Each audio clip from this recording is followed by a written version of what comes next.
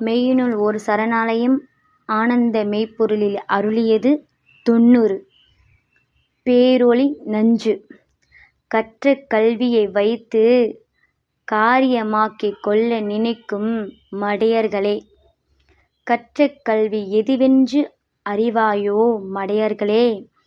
வயலுக்குள் விதையைப் போட்டவன் தண்ணீரை எப்படி மடை மாற்றுவான் என்றே தெரியாமல் விளையாடாதே மடையர்களே.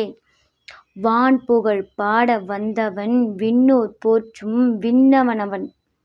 அவன் புகழ் பாடவே வந்தோம். தன் புகழ் பாட நினைக்கும் எண்ணம் இருந்தால் இன்றோடு மண்டியிட்டுச் சரணடைந்து விடு. நினைவில் கொள், உன்னுள் உதயமும் அவன்தான், இருளும் அவன்தான். உன் வீட்டில் இருள் சூழா வண்ணம் பார்த்துக்கொள். இருள் சூழ இவர்களே காரணம்.